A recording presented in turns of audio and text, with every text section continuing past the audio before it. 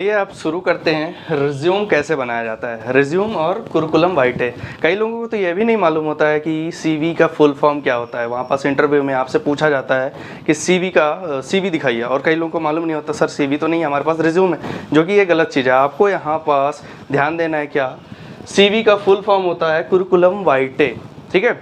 तो यहाँ पास रिज्यूम भी है और कुरिकुलम वाइटे भी है। जब से आप जब जब जब कोई भी आपसे सीवी मांगा जाए, आपसे किसी से भी सीवी मांगा जाए, तो आपको वहाँ पास क्या देना है, रिज्यूम देना है। कुरिकुलम वाइटे सेम होता है, कुछ अलग नहीं होता है इसमें। ओके, तो चलिए स्टार्ट करते हैं यहाँ पास कैसे बनाया जाता है। तो सबसे पहले स्टार्ट करते हैं, यहाँ पास आपको लिखना है पर्सनल डिटेल्स। पर्सनल डिटेल्स में आपको क्या लिखना है, नेम लिखना है। नेम लिखने के बाद आपको एज लिखना है। एज लिखने के बाद आपको मैरिटल स्टेटस देना है, सिंगल है डबल है क्या है आप, ये आप लिख सकते हैं। उसमें नेशनैलिटी, आप जिस देश से भी बिलोंग करते हैं, या फिर आप इंडियन है या फिर पाकिस्तान है या फिर बांग्लादेश, कुछ भी हो, ठीक है। आपका रिज्यूम में यहाँ पास नेशनैलिटी होनी चाहिए। अगर आप इंडिया में ही अप्लाई कर रहे हैं तो आपको नेशनैलिटी लिखने की ज़रूरत नहीं है, लेकिन अगर आप अदर कंट्री में, दूसरी कंट्री में अगर आप लिखना चाहते हैं तो आप अपनी यहाँ पास नेशनैलिटी आप लिख सकते हैं, आप जिस भी कंट्री से बिलोंग करते हैं। ओके, अब आते हैं एजुकेशन के ऊपर। एजुकेशन का मतलब कि आप 10th पास हैं, 12th पास है, और आपने जितनी भी डिग्री हासिल की है वो सब इसमें लिखना होता है। तो ईयर लिखिए, आप 10th किसी ईयर में पास किए, आप 12th किसी ईयर में पास किए, ग्रेजुएशन किसी ईयर में पास किए, यहाँ पास आपको ईयर लिखना पड़ेगा। और एजुकेशन में आपने क्या क्या किया है, यहाँ पास एग्जामिनेशन में आपने कौन से बोर्ड से आपने एग्जामिनेशन दिया है यहाँ पास। और दूसरी चीज़ आपको यहाँ पास परसेंटेज भी लिख सकते हो, डिवीज़न में आप यहाँ पास फर्स्ट डिवीज़न सेकेंड डिवीज़न भी लिख सकते हो, यहाँ पास इंस्टीट्यूट का नाम भी लिख सकते हो आप, ठीक है। तो चलिए आते हैं इसके बाद हमें क्या, चलिए अब हम आगे चलते हैं कि रिज्यूम में और क्या क्या मेंशन करना चाहिए।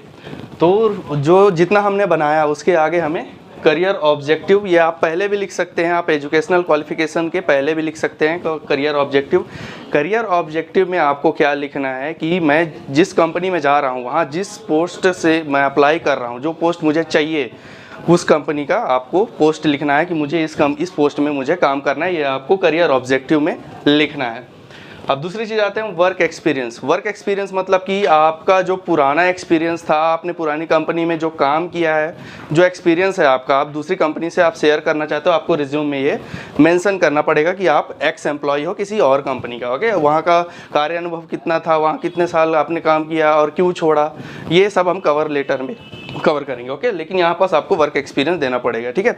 जब भी इंटरव्यू होता है तो वहाँ पास पूछा जाता है कि आपने वर्क क्यों छोड़ा, ठीक है। इसके लिए हम आगे बात करेंगे। पहले वर्क एक्सपीरियंस में क्या होता है कि हमें यहाँ पास एक्स एम्प्लॉय का पूरा इन्फॉर्मेशन देना पड़ता है। ओके, ट्रेनिंग एंड इंटर्नशिप, अगर आपने कोई ट्रेनिंग अटेंड किया है या फिर कोई आपने इंटर्नशिप किया हुआ है तो उसके बारे में आप यहाँ पास लिख सकते हैं, ट्रेनिंग और इंटर्नशिप के बारे में। रेफरेंसेस का मतलब क्या होता है, रेफरेंस का मतलब ये होता है कि कई लोग पता है कि दूसरी कंपनी में अगर किसी का रिलेशन वहाँ पास काम कर रहा होता है तो हम उसका रेफरेंस डाल देते हैं। अगर हम दूसरी कंपनी में अप्लाई कर रहे होते हैं तो उसका रेफरेंस डाल देते हैं, जो कि बहुत ही गलत है। यहाँ पास उसी कंपनी का रेफरेंस डालना है जहाँ आपका कोई रिलेशन अगर वहाँ काम कर रहा हो, तो वहाँ उस एम्प्लॉय का ही आपको रेफरेंस डालना है। अगर आप उस एम्प्लॉय का रेफरेंस डालते हैं और किसी अदर कंपनी में आप अप्लाई करते हो तो वहाँ पास आपका रिज्यूम खराब साबित हो सकता है। ओके, तो चलिए अभी हम बात करते हैं जो हमने रिज्यूम बनाया उसमें क्या क्या सबसे ज़्यादा ज़रूरी चीज़ होती है, ठीक है। तो सबसे पहले आपको यहाँ पास नाम लिखना होगा, लेकिन कई लोगों मैंने देखा है कि वो अपना नाम लिखना भूल जाते हैं, बाकी सब लिखेंगे लेकिन अपना नाम लिखना भूल जाते हैं। तो यहाँ पास सबसे पहली चीज़ ध्यान रखनी है कि आपको यहाँ पास नेम लिखना है अपना, ठीक है। और उसके बाद एड्रेस लिखना है, एड्रेस के बाद फ़ोन नंबर लिखना है। आपको फ़ोन नंबर इसलिए ताकि आपसे संपर्क किया जा सके, अगर आप सिलेक्ट होते हैं तो आपसे संपर्क किया जाता है। ओके, प्रोफाइल का मतलब क्या होता है, प्रोफाइल का मतलब ये होता है कि आप किस प्रोफाइल के लिए आपने अप्लाई किया है। ओके, ये भी लिखना बहुत ज़रूरी है। ऑब्जेक्टिव, ऑब्जेक्टिव मतलब क्या होता है कि करियर ऑब्जेक्टिव मतलब कि आप किस पोजीशन के लिए आप अप्लाई करना चाहते हैं, ये करियर ऑब्जेक्टिव में आपको लिखना पड़ेगा। एजुकेशन तो आप जानते हैं कि आपने जो भी एजुकेशन अचीव किया है वो आपको यहाँ पास लिखना है। दूसरी चीज़ एक्सपीरियंसेस, आपने किसी कंपनी में काम किया हुआ है, पुराना जो आपकी कंपनी है उसमें काम किया हुआ है, अब दूसरी कंपनी में जा रहे हैं तो आपका पुराना एक्सपीरियंस यहाँ पास शेयर करना है। ओके, इंटरेस्ट का मतलब है कि आपको किस चीज़ में इंटरेस्ट है, आपको किस चीज़ में इंटरेस्ट है। ओके, तो आपको खेल कूद में इंटरेस्ट है या फिर कुछ भी, जो भी आपका इंटरेस्ट हो वो, या फिर रनिंग में, म्यूज़िक में, कुछ भी, किसी भी चीज़ में इंटरेस्ट हो, या फिर आपको CEO बनना हो, कुछ भी आपका जो भी इंटरेस्ट हो आपको इंटरेस्ट में लिखना है। और रही बात प्रोफेशनल रिज्यूम बनाने की, प्रोफेशनल रिज्यूम बनाने के लिए आपको अगर ऐसा बनाना है तो आपको एक अलग से वीडियो बना के दिखा दिया जाएगा कि उसमें जब भी आप जॉब के लिए अप्लाई करोगे तो आपको ऐसा रिज्यूम बनाना पड़ेगा, ठीक है। और 2 पेज से ज़्यादा रिज्यूम नहीं बनाना है, 2 पेज से बिल्कुल भी ज़्यादा रिज्यूम नहीं बनाना है, क्योंकि जो सामने वाला इंटरव्यू लेने वाला होता है वो सिर्फ 2 पेज में ही देखना चाहता है कि आप 2 पेज में क्या आप खुद को प्रेजेंट कर पा रहे हो या नहीं कर पा रहे हो, ठीक है। और दूसरी चीज़, जब भी आप इंटरव्यू देने जाते हो तो वहाँ पर क्या कर रहे होते हो, आप अपने CV के अनुसार वहाँ पास खुद को बेच रहे होते हो। जब भी आप वहाँ पास CV दिखाते हो, आप इंटरव्यूअर को CV दिखाते हो तो वहाँ पास क्या कर रहे होते हो, अपने 8 घंटे बेच रहे होते हो। जब आप सेलेक्ट हो जाते हो तो वहाँ पास अपने आवर बेच रहे होते, अपने घंटे बेच रहे होते, तब जाके आपको महीने के एंड में या फिर महीने के स्टार्टिंग में आपको सैलरी मिलेगी। तो यहाँ पास आपको अपने CV शेयर करते हुए अपने खुद को बेच रहे हो वहाँ पास, मतलब कि जब तक आप उसका काम करके नहीं दोगे तो फिर बेचना ही कहाँ हुआ, ठीक है।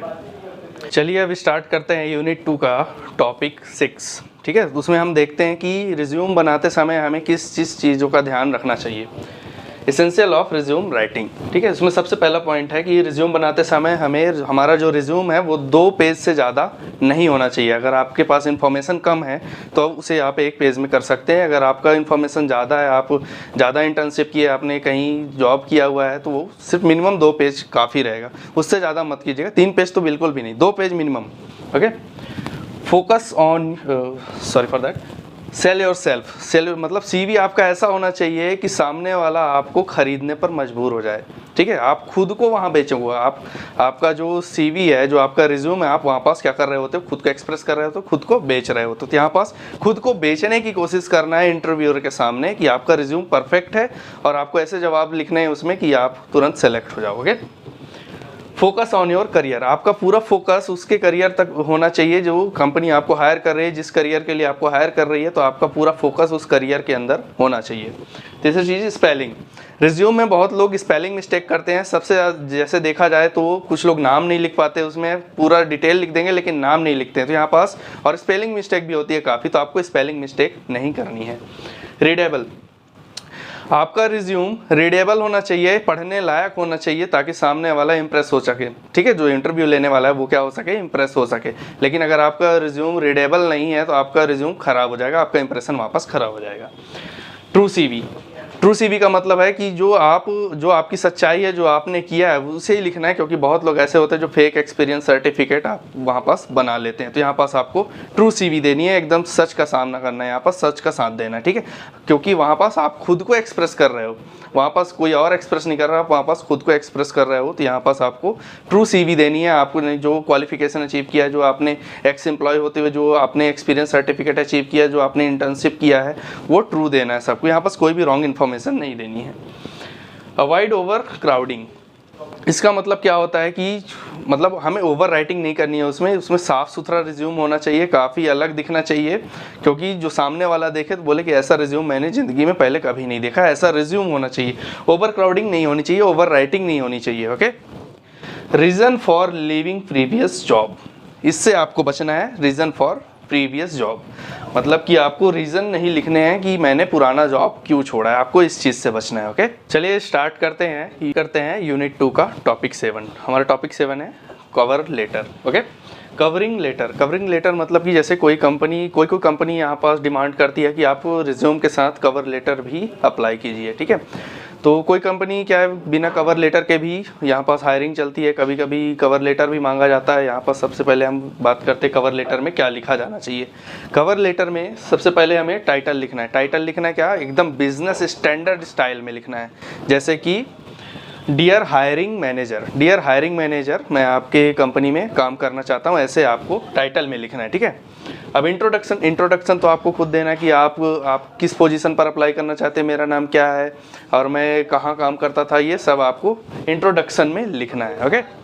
दूसरी चीज़ आते हैं बॉडी में क्या लिखना है। बॉडी में ये लिखना है कि मैं किस पोजीशन पर अप्लाई कर रहा हूँ, मुझे इस पोजीशन पर अप्लाई करना है और मैं इस पोजीशन के लिए परफेक्ट फिट हूँ, आपको इसमें बॉडी में लिखना है, ओके। क्लोजिंग कैसे करनी है, मतलब कि जो कवर लेटर है उसकी क्लोजिंग कैसे करनी है, जैसे कि अगर आपको मेरा प्रोफाइल अगर पसंद आया हो तो आप मुझसे आप मुझे संपर्क कर सकते हैं, या आपको क्लोजिंग में लिखना है, ठीक है। अब आते हैं cover letter for fresher. Cover letter for fresher के लिए आप यहाँ पास अपना कवर लेटर में अपने फ्रेशर का भी इंट्रोडक्शन दे सकते हैं और कवर लेटर फॉर एक्सपीरियंस का भी यहाँ पास इंट्रोडक्शन दे सकते हैं। इसके लिए अलग से फॉर्मेट बना दिया जाएगा। कवर लेटर फॉर फ्रेशर के लिए फॉर्मेट अलग से बना दिया जाएगा और कवर लेटर फॉर एक्सपीरियंस इसके लिए अलग से बना दिया जाएगा। चलिए स्टार्ट करते हैं अब यूनिट 2 का टॉपिक 5, जॉब एप्लीकेशन लेटर। हमने यहाँ पास स्टार्ट करना है रिज्यूम राइटिंग में। सबसे पहला हिस्सा है क्या, जॉब एप्लीकेशन लेटर, जिसमें से जैसे कि कोई कैंपस सिलेक्शन आता है तो डायरेक्ट सिलेक्शन होता है। जैसे कि कोई कंपनी आई, वहाँ पास इंटरव्यू लेता है, इंटरव्यू लेने के बाद क्या होता है, वहाँ पास हमें रिज्यूम दिखाना होता है। पहले हमें वहाँ पास जाने से पहले हमें रिज्यूम देना पड़ता है। रिज्यूम बनाने के लिए हम उस पर बाद में बात करेंगे कि रिज्यूम कैसे बनाया जाता है। सबसे पहले हम बात करते हैं कि जॉब एप्लीकेशन लेटर क्या होता है। जैसे कि कोई कंपनी वैकेंसी निकालती है, जैसे कोई कंपनी क्या करती है, वैकेंसी निकालती है तो वहाँ पास नियुक्ति की जाती है, डायरेक्ट नियुक्ति की जाती है। जैसे कि कोई बीटेक का हो या फिर एमबीए का हो, उसके हाई परसेंटेज देख के डायरेक्ट कैंपस हायर कर लेता है, तो वहाँ पास हमें जॉब एप्लीकेशन लिखने की ज़रूरत नहीं पड़ती। लेकिन फिर भी ऐसी कई कंपनियाँ होती है जिनमें जॉब एप्लीकेशन लिखने की ज़रूरत पड़ती है, जिसमें से सबसे पहला पॉइंट है सॉलिसिटेड लेटर। सॉलिसिटेड लेटर का मतलब ये है कि जैसे कोई नई कंपनी निकलती है, भर्ती करना शुरू करती है, हायर करना शुरू करती है, तो हमें वहाँ पास क्या लिखना होता है, सॉलिसिटेड लेटर लिखना पड़ता है कि हम आपकी कंपनी में काम करना चाहते हैं। अब आते हैं दूसरी चीज़, प्रोस्पेक्टिंग लेटर। प्रोस्पेक्टिंग लेटर का क्या मतलब होता है, जो कंपनी हायर करती है हमें वहाँ पास, हमको वहाँ पास बताना होता है कि हम आपकी कंपनी के साथ काम करना चाहते हैं। जैसे कि इंटर्नशिप हो गया, इंटर्नशिप मतलब कुछ दिन के लिए रहता है, 1 साल के लिए हो सकता है, 6 महीने के लिए हो सकता है।